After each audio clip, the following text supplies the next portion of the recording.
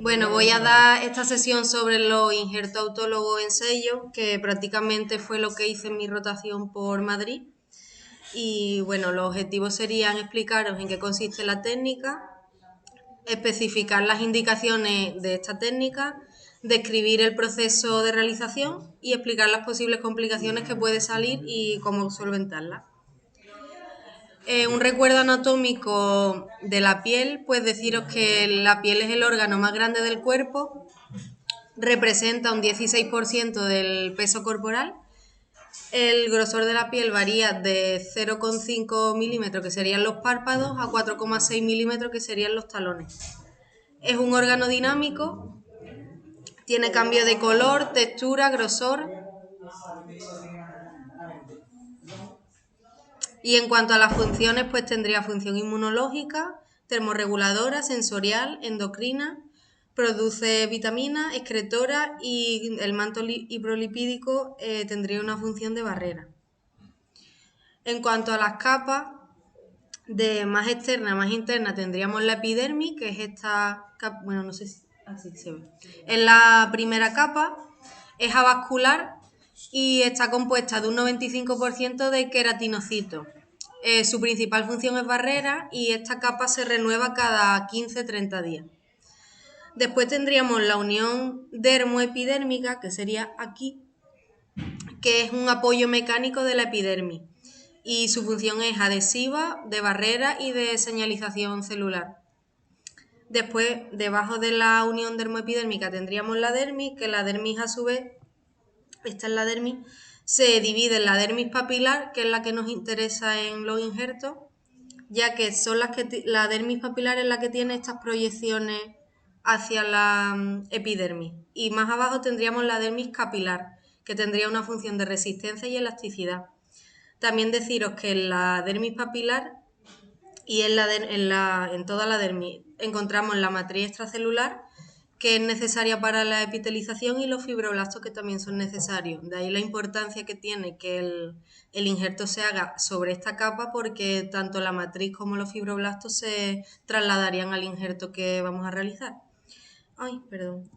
Y debajo tendríamos la hipodermis, que sería pues el tejido adiposo. En cuanto a los injertos, hay muchos tipos de injertos, pero para diferenciar un poco el que vamos a hacer del más común, el injerto obtenido con dermatomo, que es una máquina que como que lonchea la piel, no sé si la habéis visto, este injerto es solo epidérmico, no coge la dermis papilar. Si lo veis, esas prolongaciones no las coge. Y sin embargo, en el injerto en sello, que es el que estoy explicando y el que podemos realizar aquí, cogería tanto la epidermis como la dermis papilar. Entonces, estas prolongaciones las cogería. Y respecto a las características del injerto en sello, pues también se llama injerto en estampillo o microinjerto. Es un procedimiento sencillo y económico. Se puede realizar de manera ambulatoria y tiene dos funciones importantes, que una es que promueve la epitelización rápida de las heridas y una, no sé si sería la más importante, pero es bastante interesante, que tiene un gran efecto analgésico en las heridas. Y en cuanto legalmente, pues es un procedimiento que lo podemos hacer y se podría encuadrar en cirugía menor. Y en cuanto a consentimiento, yo no he encontrado ninguno específico de los injertos, pero el que tenemos de las heridas creo que serviría para esto. Y en cuanto a qué heridas se benefician de los injertos, pues realmente un injerto no es la primera opción en cuanto a para epitelizar una herida, pero es verdad que muchas veces aquí en primaria nos encontramos con heridas estancadas y que no cicatrizan a pesar de que pongamos un tratamiento etiológico a la herida. Y sobre todo heridas en miembros inferiores, que es lo que más nos encontramos aquí. Y en cuanto a las heridas de miembros inferiores, tienen relevancia respecto a los injertos las úlceras arteriolopáticas, en la que se encuentra la úlcera de Martorell, que es muy dolorosa, y las heridas postraumáticas en contexto de aterosclerosis asociada a la edad. Y los injertos en sello tienen interés en estas heridas porque, además de promover la epitelización, como os he dicho, disminuyen mucho el dolor y evitan la progresión de estas heridas. En cuanto a los materiales que necesitamos para hacer, pues un campo, ya sea estéril o no, no es una técnica que haga falta estar estéril, una pinza sin diente, un bisturí del número 11 para cortar y si queremos uno del 15 para poner el injerto, pero con el del 11 podemos hacer con la parte que corta el injerto y con la parte que no corta para ponerlo.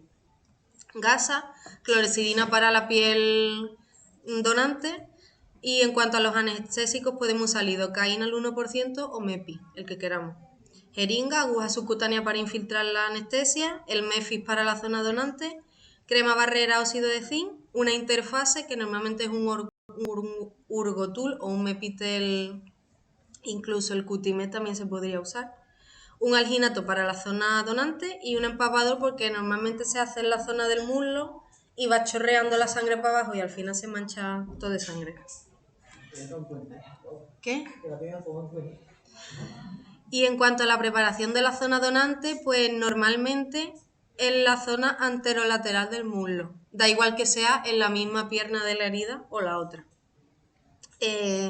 Como cosas importantes de la zona donante, pues limpiar con clorexidina al 2%, lo delimitamos la zona con un rotulador que depende de la extensión de la herida, no hay un máximo para hacer un injerto.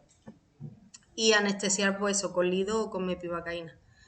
Y en cuanto a la zona receptora, pues habría que poner pasta de óxido de zinc en los bordes, importante que no entren dentro del lecho de la herida. Y si tenemos, que aquí no lo tenemos, pero bueno, en Madrid se usaba el sevoflurano tópico. Pero si no lo hay, no me dijeron que no era imprescindible.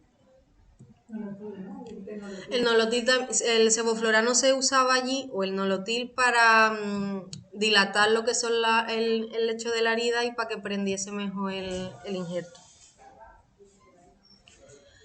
Y bueno, respecto a la realización es bastante fácil. Cogeríamos con la pinza sin dientes un trozo de la piel y tenemos que ir cortando a ras de la piel, pero la pinza no la traccionamos hacia nosotros, sino hacia el lado contrario del bisturí. O sea, nuestras manos como que se cruzarían, ¿vale? Porque si tiramos de la pinza hacia nosotros y vamos cortando, se va a partir el injerto. También deciros que en un principio los injertos se hacían con el punch, pero es verdad que más el punch al final lo que te da de piel es un circulito, entonces con el injerto solo con la pinza son más largos. El injerto se puede hacer tan largo como la herida precise y la duda quizás que más se nos plantearía sería cómo sé que estoy cortando donde tengo que cortar. Pues bueno, como os he contado antes, en la dermis papilar hay unas prolongaciones y al tú cortar esas prolongaciones tú vas a ver un sangrado que es puntiforme de todas esas prolongaciones. Si cortamos y sale el sangrado en sábana, no pasa nada, significa que hemos profundizado un poco más, pero igualmente ese injerto se pone, que no se tiraría.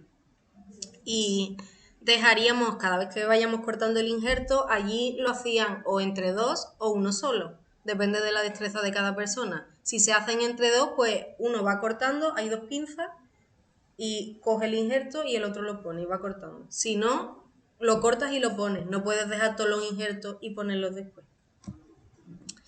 Se empezarían a poner los injertos por la zona de los bordes, intentando dejarlo plano, porque claro, al tú quitar el injerto, aquí en la piel está estirado, pero conforme lo cortas se vierten los bordes y se enrolla. Entonces, con la parte que no corta del bisturí, lo podemos ir aplanando para que no se quede enrollada la herida. Que si se nos complica mucho y estamos hartos de ese injerto que está así, pues se deja enrollar, que no pasa nada. Algo hará en la herida, seguro. Y en cuanto a las separaciones entre los injertos, pues unos 2 milímetros entre sí. Esto sería un poco el sangrado, ¿veis? Este de aquí es un sangrado puntiforme que está en puntito. Este es un sangrado que ha profundizado un poco, pero bueno, depende, ya te digo, de la destreza. Los primeros pues nos saldrán más así, porque no tendremos esa mano, pero bueno, igualmente funciona. Y así quedaría la zona donante, que ahora os explico un poco. Después del injerto, pues en la zona donante se pondrían 3 o 4 capas de alginato sin ningún miedo, o sea, el tolondrón de alginato y el MEFI de una manera compresiva. Esta zona, esta herida, no se levanta incluso al mes salvo que haya empapado la sangre o que haya un sangrado excesivo o un dolor insoportable. Pero normalmente epitelizan, cuando se quita el mes, ya está completamente epitelizado. Y en cuanto a la zona receptora, pues de más profundo a más superficial estaría primero el injerto, después pondríamos una interfase que sería, ya os digo, o un Urgotul o un Mepitel o incluso el Cutimed, cualquiera, simplemente para cuando se despegue el no traerte el injerto. Y después, normalmente como estas heridas son en miembros inferiores, se benefician mucho de lo que es la terapia compresiva. Se recomendaría, y es primordial, un reposo absoluto, aunque sean los 5 primeros, se recomiendan 10, pero bueno, si por trabajo o lo que sea, porque son gente más joven o tienen que cuidar a alguien, si pueden estar 5 días de cúbito sin levantarse, el injerto lo va a agradecer mucho. Y por tanto, por este reposo se suele poner la enoxaparina profiláctica de 40. Y el injerto se revisa en unas 2 semanas, salvo que haya complicaciones pues, de sangrado, de un dolor insoportable o demás.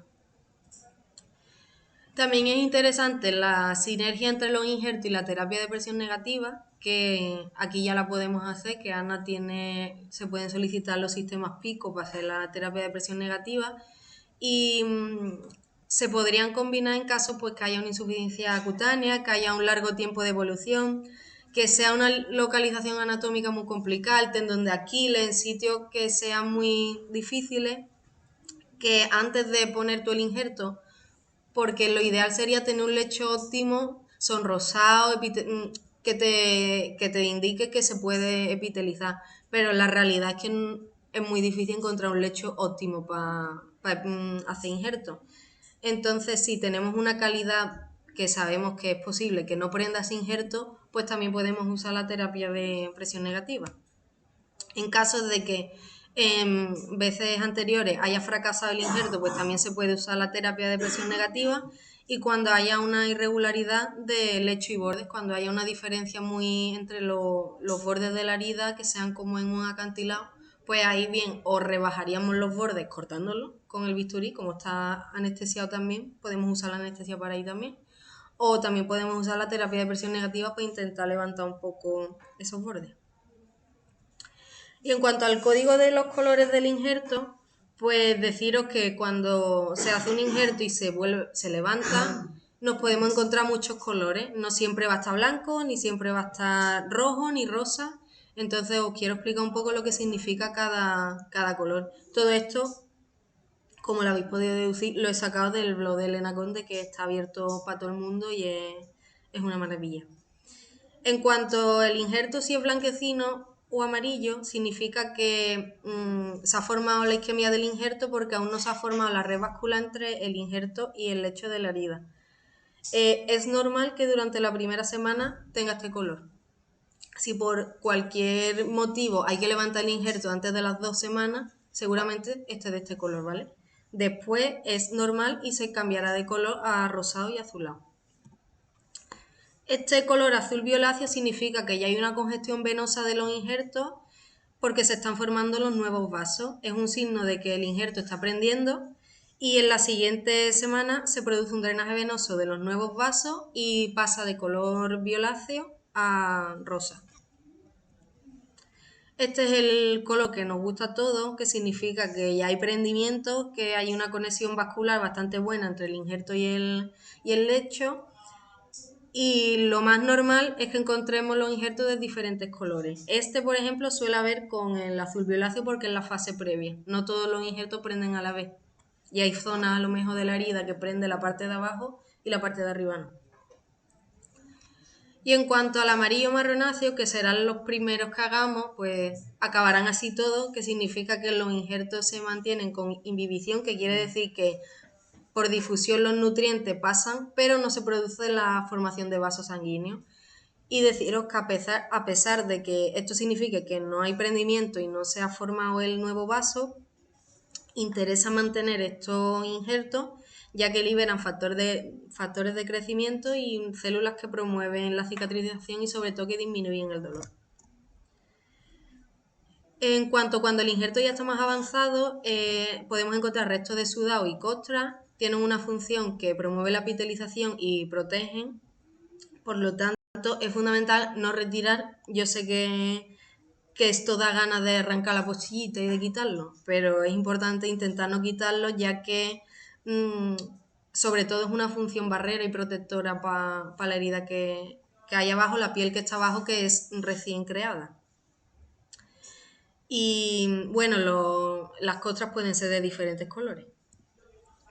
Lo más normal es que un injerto sea de este color, que haya zonas donde se esté epitelizando, haya zonas donde no haya prendido, haya zonas donde se estén creando los nuevos vasos. Esto es lo normal al levantar un injerto, que no nos tenemos que asustar ni pensar que esto está infectado, ni que Marco lo tiene, ni lo lavamos entero, ni nada. Simplemente se levanta lo que es el alginato estará duro, entonces se va a separar, con mucho cuidado separaríamos la interfase y si por casualidad nos llevamos algún injerto, simplemente lo volvemos a recolocar, ¿vale?